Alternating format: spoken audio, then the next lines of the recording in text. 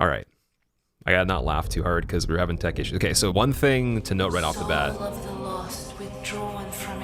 Colors going on here. Really good colors. All of these like light ray effects and everything kind of... It almost doesn't take away from the original atmosphere. Like they still have the exact same type of like color scheme, but they've developed more on it. So this NPC's dialogue, I notice it's changed. I like the original NPC dialogue more. But I'm sure there's a lot of good voice acting to be listened to. And they definitely kept a lot of the assets pretty much the same as the original. Like that night set looks pretty identical to the original one, just way more detailed. One person was like mentioning something about that jumping feature right there where he vaults over the ledge being new. That's already in the original one. The rolling looks different. It seems like it starts up faster, almost like they've changed the actual, not only just the animation, but like things about the actual roll. A lot of the attacking animations, even though they seem pretty modern, they actually kind of look similar to the original still. In certain ways, like the timing of them and everything, and the way that the character swings.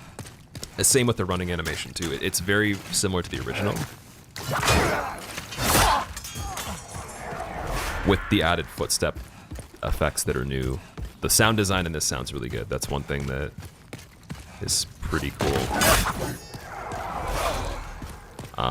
I can't tell if it's faster or not though. Like that roll attack seemed really quick. I feel like it's a placebo kind of thing. This guy right here looks amazing.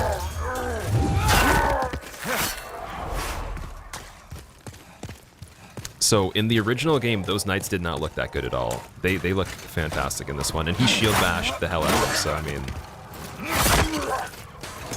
if you've never played this game, they mean business. That's a serious enemy. No joke. This whole area here looks very different. It's much darker. It used to be kind of brown, like, and washed looking, I would say. So when they get into like the low light settings, the way the light cuts through everything volumetrically and everything, it looks, I know it's probably like a weird way to describe it, but it looks very, very believable. And so people were complaining about the atmosphere changing. I would say that it almost makes it even more enjoyable. And then when there is light, like this for example, you get, you know, less of the dark kind of setting, but it makes sense. You know, there's contrast to it.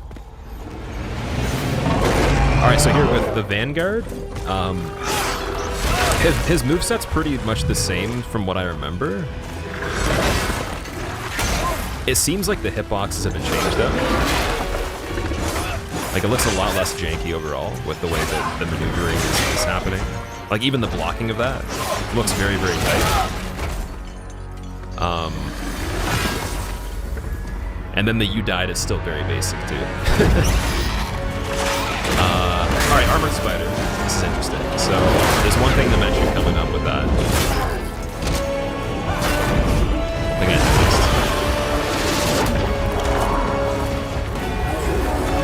all right, Flame Lurker, actually, we can pause right here. So there's these circles on the ground here. They were never in the game originally. The entire arena actually looks very different too. So in here, you'd kind of come into a cave sort of situation when you're in Stonefang Tunnel, and there'd be like pools of lava all around, but there was never these circles. So I'm wondering what's going on with that. And this is like that one attack where he does the slam. This one had a really ridiculous hitbox before. So the particle effects on it look insane. It's really hard to tell like the area that it's actually hitting, but if they could fix that, if they made it more consistent to be able to just fight him straight up, that would be amazing, just because that boss honestly is very hard to fight just regularly. It's very janky. This is cool too. So there's an environmental thing here where the lightning strikes the tree just for fun, just for the sake of being fun, and it hits the tree and it sets on fire and it breaks. So I wonder how many more things we're going to see with the environment changing.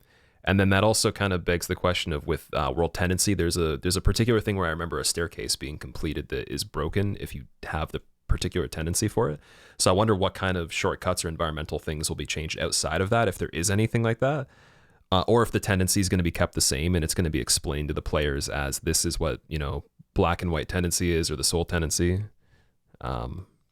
all that. The backstabs look really good.